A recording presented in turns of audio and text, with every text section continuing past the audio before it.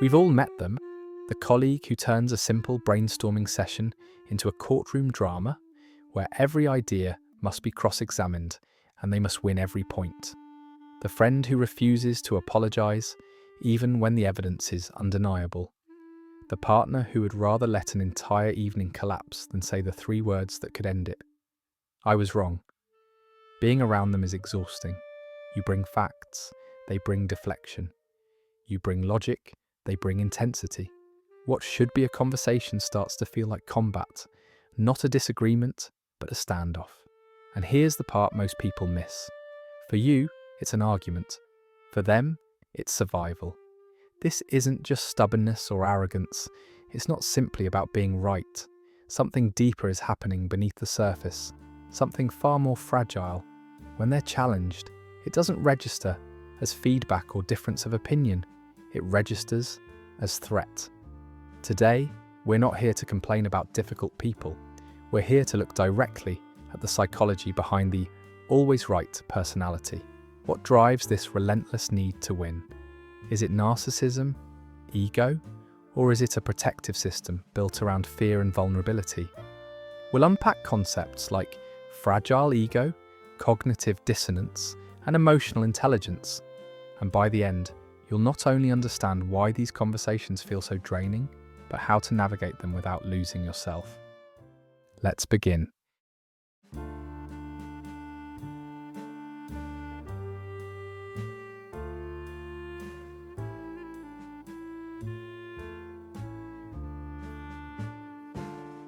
At first glance, confidence and the need to be right can look almost identical. Both speak with certainty, both sound decisive, both appear intellectually strong. But psychologically, they come from very different places. Healthy confidence is grounded. It's rooted in curiosity rather than control. A confident person can say, "I might be wrong," without feeling diminished. Their sense of self isn't hanging on the outcome of the conversation. If new information appears, they adjust, not because they're weak, but because they're secure enough to evolve. Chronic rightness works in the opposite direction. For someone trapped in this pattern, being right isn't about accuracy, it's about stability. Their certainty isn't a sign of inner strength, it's a way to keep the ground from shaking. Disagreement doesn't register as a difference in perspective. It registers as a threat to order, competence, and identity. You can feel this difference in the way they listen. A confident person listens to understand. A chronically right person listens to defend. They're not absorbing your words, they're scanning for vulnerabilities, preparing counterarguments, guarding territory. This is why logic rarely works with them. Facts don't calm the situation, they escalate it. The more evidence you bring, the more rigid they become. Not because the facts are wrong, but because the stakes feel too high. Confidence is flexible. Chronic rightness is brittle. One is driven by a desire to learn. The other is driven by a fear of falling apart. And until you recognize this divide, it's easy to mistake insecurity for strength and end up trapped in conversations that feel less like dialogue and more like endurance tests. When someone has a chronic need to be right, disagreement doesn't simply challenge their ideas, it activates their defenses. And those defenses often follow familiar, exhausting patterns. One of the most common is moving the goalposts. You address their original claim clearly, logically, and with evidence. Instead of acknowledging it, they shift the definition of what they meant. "That's not what I was saying," or "You're focusing on the wrong part." The conversation never lands because the target keeps moving. Then there's tone policing.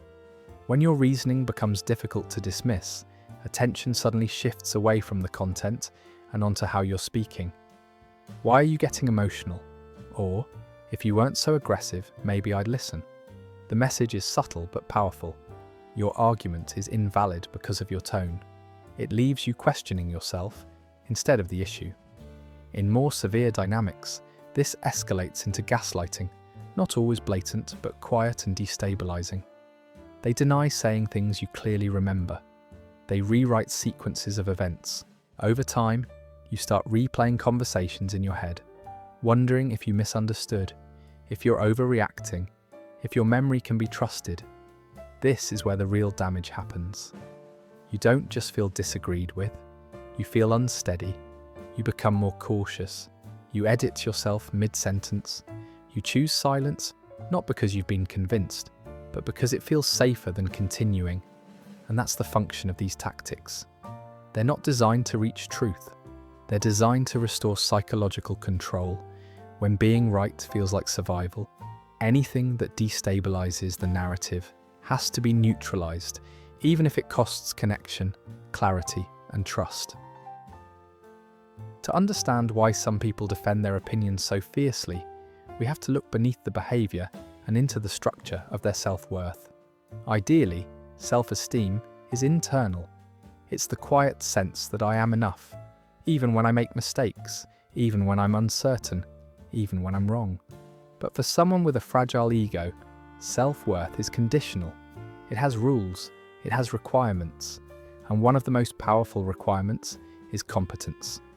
Somewhere along the way, they learned, often early, that being valued meant being smart, capable, or correct. Praise came when they performed well. Criticism came swiftly when they didn't. Over time, their nervous system internalized a dangerous equation. Being right means I am safe. Being wrong means I am at risk. So when you challenge their perspective, it doesn't land as feedback. It lands as exposure. A crack in the identity they rely on to feel stable in the world. This is why their reactions can feel disproportionate. A small correction triggers a large response.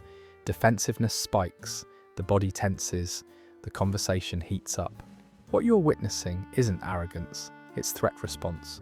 On a neurological level, the brain doesn't distinguish much between social danger and physical danger. Being wrong, for them, feels like being seen as incompetent, unworthy, or disposable. The nervous system reacts accordingly: fight, flight, or freeze, and they fight. Not to win the argument, but to preserve their sense of self. Admitting a mistake would mean letting go of the very thing that makes them feel secure. So they cling harder, they argue longer, they defend more aggressively. Understanding this doesn't excuse the damage their behavior causes, but it does reframe it. The rigidity you see on the surface is often covering a deep fear underneath, the fear that, without being right, there is nothing holding them together. Once a fragile ego is in place, the mind develops powerful ways to protect it. One of the strongest is something psychologists call cognitive dissonance, the intense mental discomfort that arises when reality collides with identity. Imagine someone who sees themselves as a rational, logical, competent person. That belief isn't just a trait, it's a cornerstone of who they are. Now imagine they make a clear mistake. Reality says, this was wrong. Identity says, I am not the kind of person who is wrong. That clash creates tension the brain desperately wants to resolve. A psychologically flexible person resolves it by updating their self-image. I'm still intelligent, and I made an error. The discomfort passes and growth happens. But for someone whose self-worth depends on being right, that update feels intolerable. So instead, the mind updates reality. The facts get reinterpreted. The instructions were unclear. The timing was off. Someone else caused the problem. Or the event is subtly denied altogether. What looks like dishonesty from the outside is often self-preservation on the inside. They're not consciously lying to manipulate you. They're unconsciously reshaping the story to stop the pain. This is why arguing with evidence rarely works. Each new fact increases the dissonance, and the mind responds by tightening its defenses. Logic doesn't soothe the nervous system, it threatens it. Over time, this creates a closed psychological loop. The more their identity depends on being right, the less capable they become of learning. Growth requires tolerating discomfort, and discomfort for them feels dangerous. From the outside, it can look irrational, stubborn, even delusional. From the inside, it feels necessary. Understanding cognitive dissonance doesn't make these interactions less frustrating, but it explains why they escalate so quickly. You're not just debating information, you're colliding with a system that has learned to protect itself at all costs, even if that protection slowly disconnects it from reality and from the people around it. Another force quietly driving the need to be right is a gap in emotional intelligence, particularly in the areas of self-regulation and empathy. This doesn't mean these individuals lack emotions. Often they feel intensely. The issue is that they don't know how to stay present with those feelings without trying to control the situation. For them, vulnerability feels unsafe. Saying "I was wrong" requires tolerating discomfort, shame, uncertainty, the risk of being seen as flawed. For someone who relies on intellect as armor, that exposure feels dangerous. So instead of sitting with the feeling, they reach for control. They argue. They dominate the conversation. They push harder, not because they want to hurt you, but because they're trying to stabilize themselves. This is where connection quietly breaks down. Emotionally attuned people understand that relationships require flexibility. They can choose closeness over correctness. They can prioritize how someone feels over the need to win. The chronically right person struggles to make that trade-off. In their internal calculus, losing the argument feels like losing safety. As a result, they often miss the emotional moment entirely. They don't notice when someone is withdrawing, when trust is eroding, when the room has gone quiet, or they notice but feel powerless to respond differently. Empathy would require lowering the shield, and that feels like too much. Over time, this creates a painful paradox. The very behavior meant to protect them from vulnerability ensures deeper isolation. Conversations become tense, relationships become transactional, and intimacy, built on mutual imperfection, slips further out of reach. Understanding this doesn't mean tolerating harmful behavior, but it does clarify the core fear beneath it. For many always right individuals, control isn't a preference, it's a substitute for emotional safety they never learned how to create any other way. At this point, a common question naturally arises. Is this person a narcissist? The urge to label is understandable, especially when the behavior is exhausting or painful. But psychologically, it's important to be precise. Not everyone who refuses to admit they're wrong is a narcissist. Human behavior exists on a spectrum, not in neat categories. Some people are simply stubborn. Their pride gets in the way. They dislike losing face, but beneath the defensiveness, they're still capable of guilt. If they later realize they've hurt you, something registers internally, even if it takes time. Their need to be right is situational, not structural. Narcissism operates differently. For someone with strong narcissistic traits, being right is not about the moment. It's about maintaining a fragile sense of superiority. Their self-image depends on being seen as exceptional, intelligent, or above reproach. Other people aren't experienced as equals in dialogue, but as mirrors, audiences, or threats. This is where the concept of narcissistic injury becomes important. When you prove a narcissistic person wrong, you don't just contradict them. You puncture the image they rely on to feel whole. The response can be sudden and intense. Rage, contempt, mockery, or emotional withdrawal designed to reassert dominance and silence dissent. Not all narcissism is loud. Covert narcissism often hides behind intellect, victimhood, or moral superiority. The tone may be calm, even reasonable, but the rigidity is the same. There is no room for mutual influence, only correction. Understanding where someone falls on this spectrum matters. Stubbornness can sometimes soften with time, safety, and accountability. Pathological narcissism rarely does. And recognizing the difference isn't about diagnosing. It's about protecting yourself from expecting empathy where it may not exist. Clarity here is not cruelty, it's self-preservation. When you're dealing with someone who always needs to be right, the goal isn't to change them. It's to protect your clarity, your energy, and your sense of self. The first step is choosing your battles consciously. Not every correction is worth the cost. Ask yourself, does this actually matter to my values or well-being? If the answer is no, disengaging isn't weakness, it's regulation. You're conserving emotional resources for what truly matters. When disagreement is necessary, shift the frame. Validation doesn't mean agreement.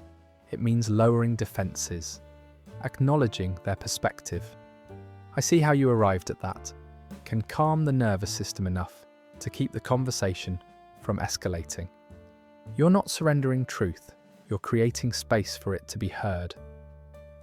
Language matters more than logic here. Replace you with I or we. I'm seeing this differently invites collaboration. You're wrong invites war. The content may be identical, but the psychological impact is not. Most importantly, set boundaries. When a conversation turns circular, dismissive, or personal, you're allowed to step back. Saying, "This doesn't feel productive right now.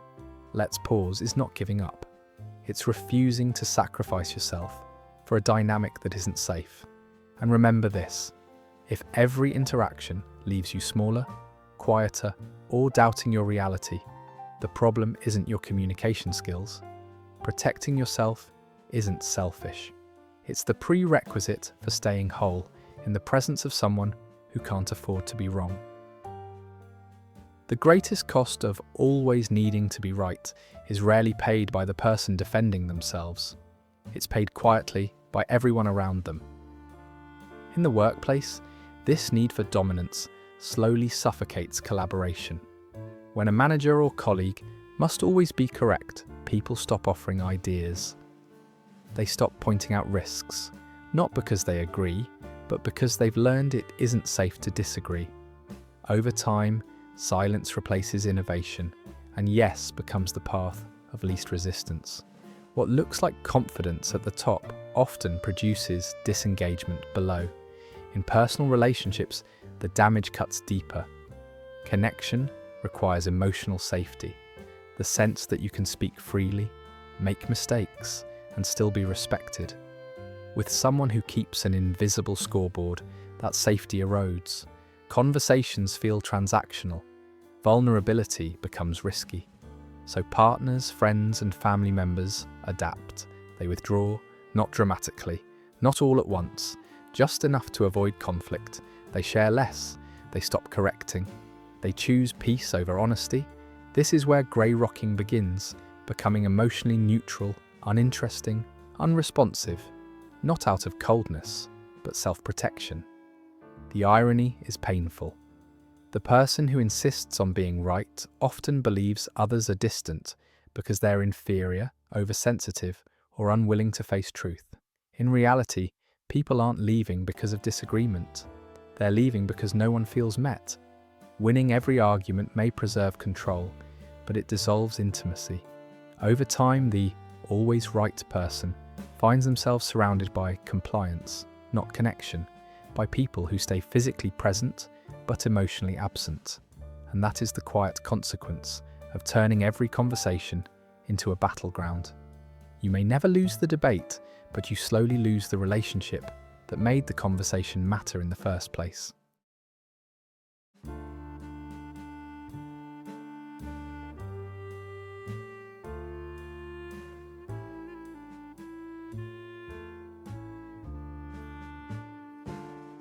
At this point, it's easy to keep the focus on them.